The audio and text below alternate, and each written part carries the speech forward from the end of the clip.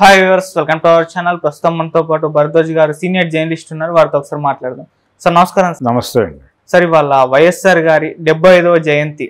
So ఇద్దరు కొడుకు and కూతురు కూడా వేరువేరు శిబిరాల్లో ఘనంగా ఆయన బర్త్డేని సెలబ్రేట్ చేసుకోవడం మనం చూస్తున్నాం సార్. అయితే ఈ నేపథ్యంలో వైఎస్ఆర్ గారి రాజకీయ ప్రస్థానం గురించి మీ మాటలో ఏం చెప్తారు? వైఎస్ రాజకీయ ప్రస్థానం అనేది ఆయన 78లో మొదటిసారిగా అసెంబ్లీలో కాలుపెట్టాడు. ఆయన అప్పుడు రెడ్డి కాంగ్రెస్ నుంచి గెలిచాడు. ఆయన ఆవు దూడ కాంగ్రెస్ అనేవాడు. అంటే ఎమర్జెన్సీ తర్వాత ఎమర్జెన్సీ ఫలితంగానే 77 ఎన్నికల్లో కాంగ్రెస్ పార్టీ ఘోర పరాభవాన్ని పొందింది. దానికి కారణం ఇందిరాగాంధీ గారు ఆవిడ పరిపాలనలో తీసుకున్న నిర్ణయాలు, పర్టికులర్గా అలహాబాదు కోర్టు జడ్జిమెంటు, వీటన్నిటినీ పరిగణనలో తీసుకుని ఆవిడ్ని కట్టడి చేసే ప్రయత్నం అప్పటి పార్టీ అధ్యక్ష బాధ్యతలు చూస్తున్నటువంటి బ్రహ్మానంద రెడ్డి గారు కొన్ని చర్యలు తీసుకోవటం, ఆవిడని పార్టీ నుంచి బయటకు పంపించటం, బహిష్కరించారు. ఆవిడ బయటకు వెళ్ళిపోయి కాంగ్రెస్ పెట్టారు, హస్తం కాంగ్రెస్. ఓకే. ఆ సంవత్సరం అంటే 78లో 77 ఎన్నికలప్పటికీ అసెంబ్లీ ఎలక్షన్ లేవు, పార్లమెంట్ ఎలక్షన్స్ మాత్రమే జరిగినాయి. పార్లమెంట్ ఎలక్షన్స్లోనే జనతా పార్టీ ప్రభుత్వం ఏర్పడింది. కాంగ్రెస్ పార్టీ ఆంధ్రప్రదేశ్ నుంచి ఎక్కువ మంది ఎంపీలను పంపింది కాంగ్రెస్కి. ఇక్కడ కేవలం ఒకే ఒక్క సీటు జనతా పార్టీ గెలుచుకుంది. అది నీలం సంజీవ్ రెడ్డి గారు గెలిచి స్పీకర్ అయ్యాడు. ఆయన తర్వాత రాష్ట్రపతి అయ్యాడు. నీలం సంజీవ్ రెడ్డి గెలిచినటువంటి నంద్యాల తప్ప మిగిలిన అన్ని ప్రాంతాల్లోనూ కాంగ్రెస్ స్వీప్ చేసింది పార్లమెంట్ ఎలక్షన్స్లో. 78లో జరిగినటువంటి అసెంబ్లీ ఎలక్షన్స్లో కాంగ్రెస్ స్వీప్ చేసింది. కాంగ్రెస్ స్వీప్ చేసి వెంగళరావు గారి ప్రభుత్వం పోయి ఆ స్థానంలో చెన్నారెడ్డి గారి ప్రభుత్వం ఏర్పడింది.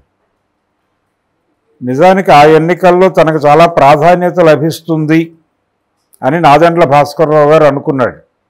అంటే 77 తుఫాను సందర్భంగా ఆంధ్రప్రదేశ్ పర్టికులర్గా దివిసీమ పరామర్శకు వచ్చినటువంటి ఇందిరాగాంధీకి వెంగళరావు ప్రభుత్వం తీవ్రంగా అవమానం కలగజేసింది.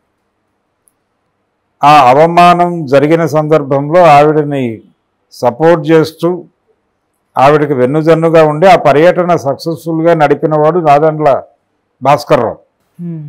దివిసీమ పర్యటన ఆ సందర్భంగా తనకు చాలా ప్రాధాన్యత లభిస్తుంది కాంగ్రెస్ లో అనుకున్నాడు ఆయన. కానీ ఇందిరాగాంధీ గారు ఆవిడ లెక్కల ప్రకారం ఆవిడ చెన్నారెడ్డిని యాప్ చేసుకున్నారు. చెన్నారెడ్డి సీఎం అయ్యాడు. ఆ సందర్భంగా ఏర్పడిన అసెంబ్లీలోకి వైఎస్ రాజశేఖర రెడ్డి గారు మొదటిసారి ఆవు దూడ కాంగ్రెస్ తరఫున ప్రవేశించారు. అక్కడి నుంచి ఆయన ఎంటర్ అయిన రోజే ఆయన మనసులో ముఖ్యమంత్రి కావాలి అనేటువంటి ఒక ఆలోచించి అప్పటి నుంచి ప్రతి జిల్లాలోనూ ఇద్దరిని కాంటాక్ట్ చేసి తనతో స్నేహితులుగా ఉండేలాగా చేసుకోవడం మొదలుపెట్టాడు. అందులో భాగంగానే చంద్రబాబు నాయుడుతో కూడా స్నేహంగా ఉండేవాడు ఆయన. ఈయన అప్పుడే ప్రవేశించాడు అదే సంవత్సరం. కాకపోతే ఈయన హస్తం కాంగ్రెస్ నుంచి ప్రవేశించాడు, ఆయన ఆవుదూడ కాంగ్రెస్ నుంచి ప్రవేశించాడు. ఆ తర్వాత కొద్ది రోజులుగా బ్రహ్మానంద రెడ్డి గారు విలీనం అయిపోయాడు. ఆ కాంగ్రెస్ ఇంకా ఈ కాంగ్రెస్ రెండూ కలిసిపోయిన ఆవుదూడ కాంగ్రెసు, హస్తం కాంగ్రెసు. ఆ తర్వాత ఆవుదూడ అనే గుర్తు లేకుండా పోయింది. ఈ పరిణామంలో వీళ్ళిద్దరూ చాలా స్నేహంగా ఉండేవారు. స్నేహంగా ఉండటం మాత్రమే కాదు, అంటే చంద్రబాబు నాయుడు గెటప్ ఎలా ఉండాలి, ఏ కాస్ట్యూమ్ వేయాలి దగ్గర నుంచి ఆయనే డిజైన్ చేశాడు వైఎస్ రాజశేఖర రెడ్డి.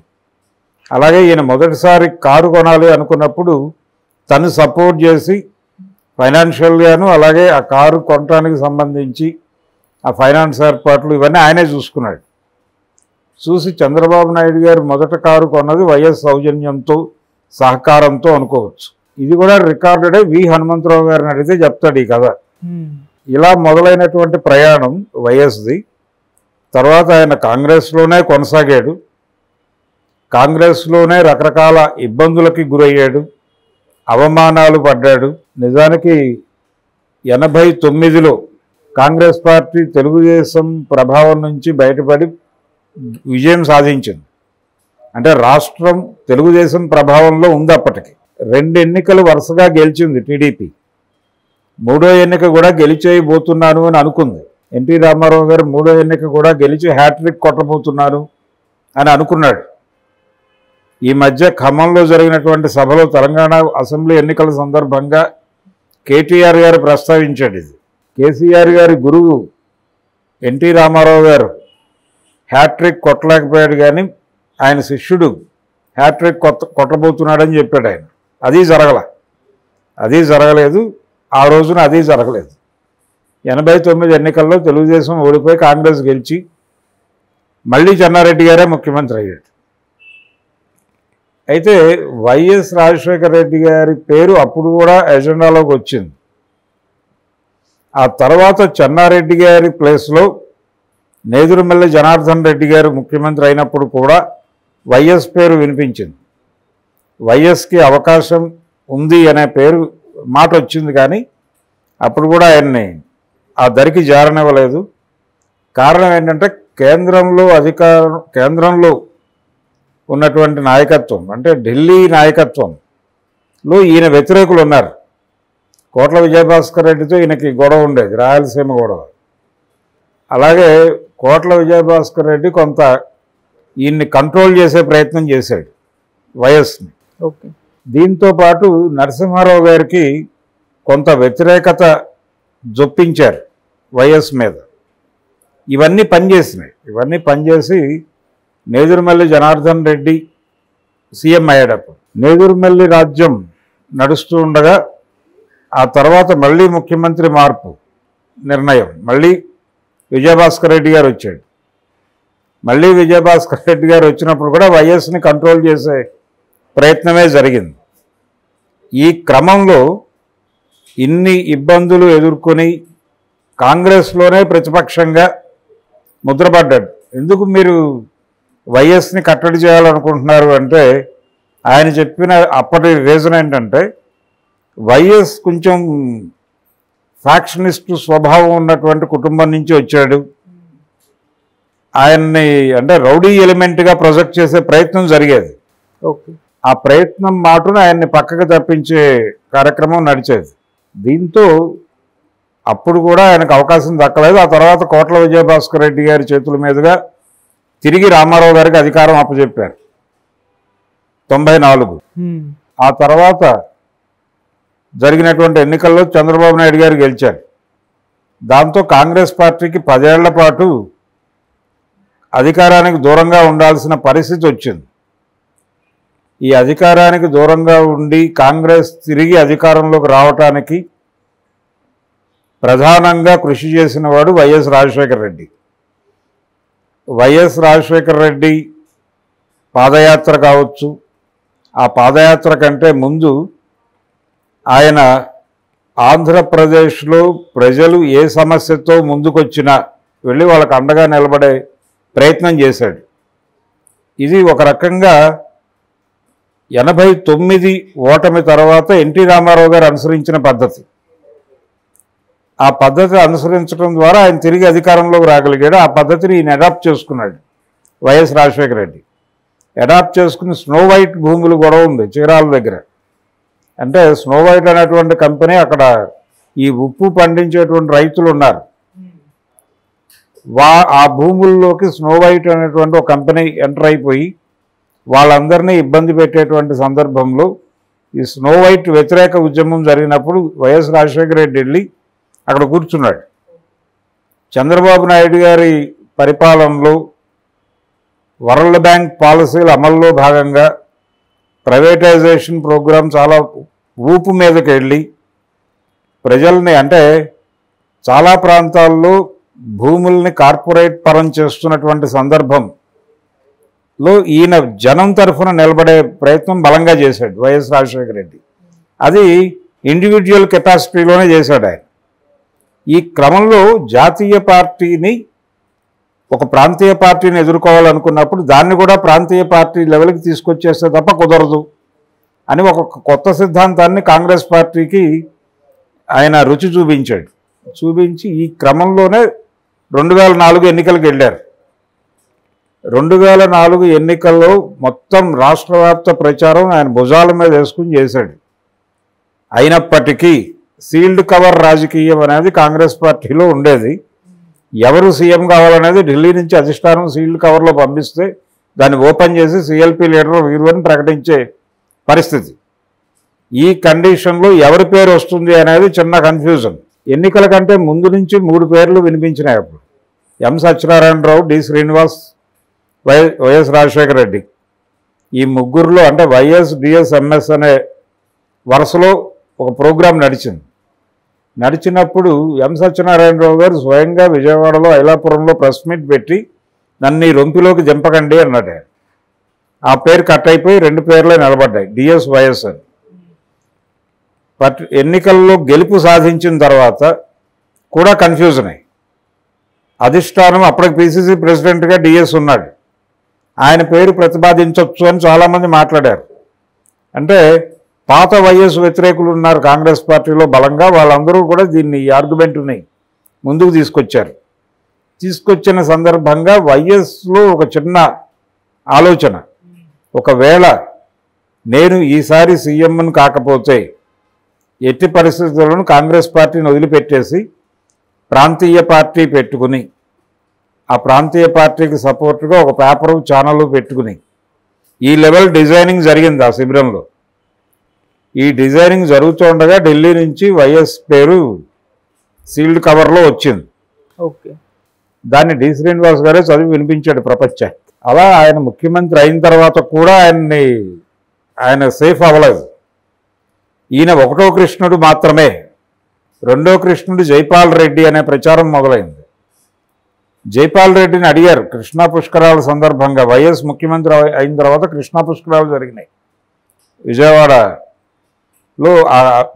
ఆ కార్యక్రమానికి కేంద్ర సమాచార శాఖ మంత్రిగా ఉన్న జైపాల్ రెడ్డి గారు వచ్చినప్పుడు మీడియా అడిగింది, ఎవరో కాదు ఆంధ్రజ్యోతి నుంచే అడిగారు ఆ ప్రశ్న, మీరు 2వ కృష్ణుడు అట కదా. ఆయన కాదనలా, ఏమో చెప్పలేమన్నాడు చాలా తెలివిగా. కాబట్టి వైఎస్ని కట్టడి చేసే ప్రోగ్రాం అప్పుడు మొదలైంది. అప్పుడు నెమ్మదిగా ఆయనకు విషయం అర్థమయ్యి కాంగ్రెస్ పార్టీని ఉమ్మడి ఆంధ్రప్రదేశ్ వరకు ప్రాంతీయ పార్టీగా కుదించి నాకు అప్పచెప్పేయండి, టోటల్గా నేను చూసుకుంటాను, మీకేం కావాలో అది నేను సర్వ్ చేస్తా అని అధిష్టానంతో ఒక ఒప్పందం తీసుకుని సామంత రాజ్యంగా మార్చాడు దీన్ని. కాంగ్రెస్ పార్టీ అక్కడి నుంచి వైఎస్ కేంద్రంగా మొదలైంది. అప్పుడు వైఎస్ వేరు, ఆయన ఏ నిర్ణయమైనా ప్రకటించగలిగేవాడు. అంతకుముందు కాంగ్రెస్ ముఖ్యమంత్రులు ప్రకటించేవాళ్ళు కాదు, వాళ్ళు అధిష్టానం వైపు చూసేవాళ్ళు ఏ నిర్ణయం తీసుకోవాలన్నా. వైఎస్ అలా చూసేవాడు కాదు, తనకు ఏది అనిపిస్తే అది మాట్లాడగలిగేవాడు, ఆ స్వేచ్ఛ తీసుకున్నాడు ఆయన. అందుకని ఇండిపెండెంట్ లీడర్గా ఎస్టాబ్లిష్ అయ్యాడు ఆయన. ఆ పునాది మీద వైఎస్ కొడుకు జగన్మోహన్ రెడ్డి ఒక పార్టీని నడిపి నిలబెట్టి అధికారంలోకి తీసుకువచ్చేంత అవకాశాన్ని ఆయన ఆ సందర్భంగా తీసుకున్నాడు. ఆయన కెరియర్ ప్రారంభమైన 78 నుంచి ఆయన కన్నుమూసే వరకు ఏ క్షణమైనా సరే తనున్న సన్నివేశాన్ని తన వైపు మళ్లించుకోవాలి అనేటువంటి ఒక ప్రోగ్రాం ఉండేది ఆయనకి, వైఎస్ రాజశేఖర రెడ్డికి. అదే ఆయన సక్సెస్. అలాగే ఆయన జనంతో రెగ్యులర్గా కాంటాక్ట్లో ఉండేవాడు.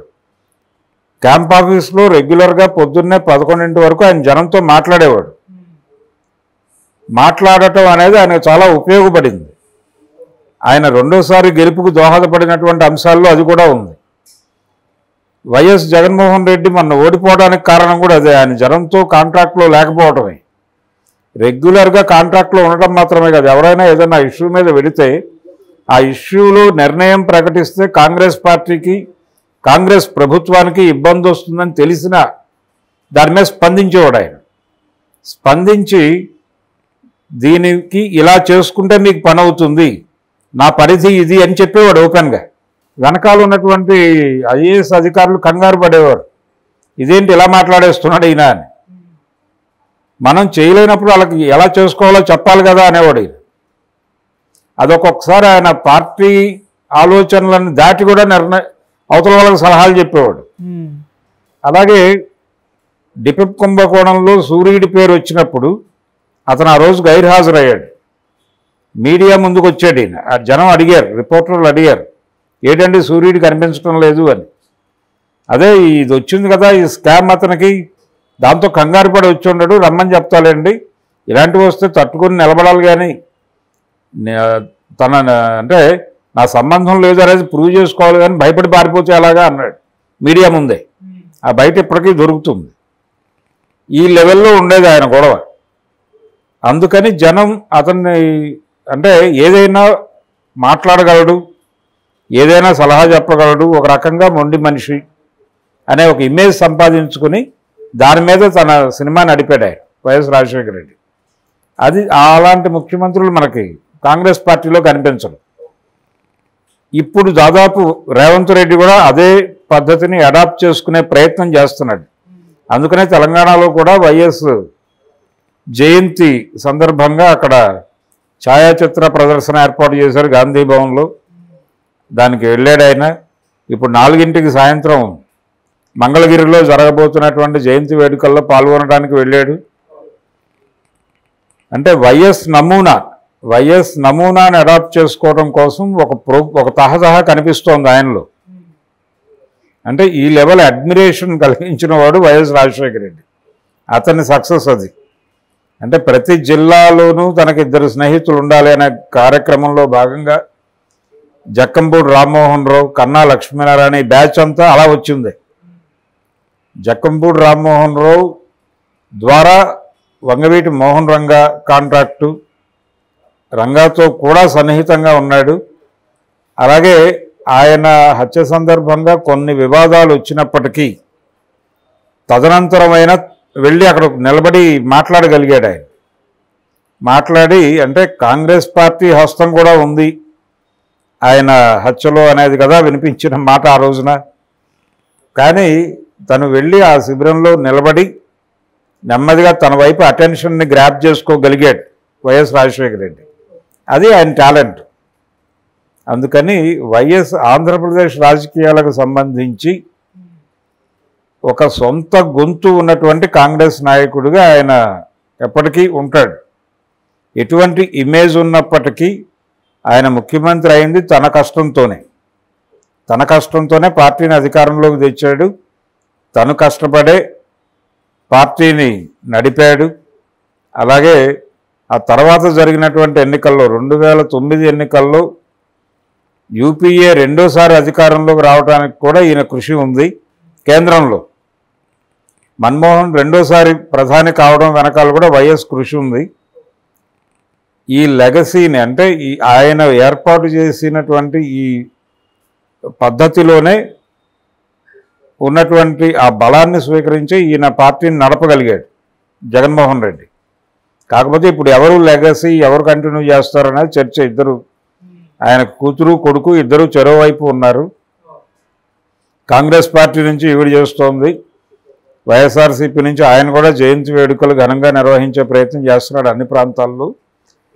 వైఎస్ పేరు మీదుగా కాంగ్రెస్ పార్టీని రివోపెన్ చేయాలి అనేటువంటి ప్రయత్నాల్లో కాంగ్రెస్ పార్టీ ఉంది. ఇప్పుడు ఏపీ కాంగ్రెస్ని రివైవ్ చేయాలి on the name of YS Rajasekhara Reddy అనే ప్రయత్నం. అది కేవీపీ రామచంద్రరావు గారు చెప్పినట్టుగా రేపు వచ్చే ఎన్నికల్లో అధికారంలోకి ఇప్పుడు వైఎస్ఆర్సీపీలోకి వెళ్ళిపోయిన క్యాడర్ని వెనక్కి లాక్కొచ్చే పనిలో, వైఎస్ఆర్ని వినియోగించుకునే పనిలో కాంగ్రెస్ పార్టీ ఉంది. ఏ మేరకు సక్సెస్ అవుతారనే దాన్ని బట్టి ఉంటుంది. వైఎస్ పద్ధతుల్ని సరిగా పాటించకపోవడమే జగన్మోహన్ రెడ్డి ఓటమికి కారణం. దాన్నే ఆయన తెలుసుకుని తిరిగి తండ్రి మార్గంలోకి వస్తే లెగసీ కొనసాగుతుంది ఆయన పేరుతో, లేకపోతే కష్టమే. ఆ ధోరణి ఇంకా కనిపించట్లేదు ఆయనలో. వైఎస్ తన వైపు నుంచి ఏదైనా మిస్టేక్ జరిగితే దాన్ని ప్రజల ముందు అంగీకరించడానికి పెద్దగా మొహమాట పడేవాడు కాదు. 2-3 సందర్భాల్లో చూసాం అది. జగన్మోహన్ రెడ్డి గారి దగ్గర ఆ లక్షణం కొరవడింది. ఈ రోజుకి ఆయన తను కన్ఫెస్ అవడానికి ఇబ్బంది పడుతున్నాడు. ఇలా ఉంటే కుదరదు. విమర్శ ఆత్మవిమర్శ రెండూ రాజకీయ నాయకుడికి అవసరం. దానిలో విమర్శ మాత్రమే నాకు కావాలి, ఆత్మవిమర్శ చేసుకోను అంటే కుదరదు. కొన్ని సందర్భాల్లో ఆత్మవిమర్శ చేసుకోవాల్సిన అవసరం ఉంటుంది. బహిరంగంగా ఆత్మ పరిశీలన చేసుకోవాల్సినటువంటి సందర్భం ఉంటుంది. దాన్ని యాక్సెప్ట్ చేయగలగాలి పొలిటీషియన్. చంద్రబాబు నాయుడు చేసుకున్నాడు, ఏం చేసుకోవడానికి ఏమిటి ప్రాబ్లం? అందుకని ఇలా అనేక పద్ధతుల్లో రాజశేఖర రెడ్డి గుర్తుంటాడు తెలుగువారికి. 75వ జయంతి, వారి పిల్లలిద్దరు భవిష్యత్తు ఏంటి అనేది వచ్చే ఎన్నికలు నిర్ణయిస్తాయి. Okay, thank you so much sir. Thank you.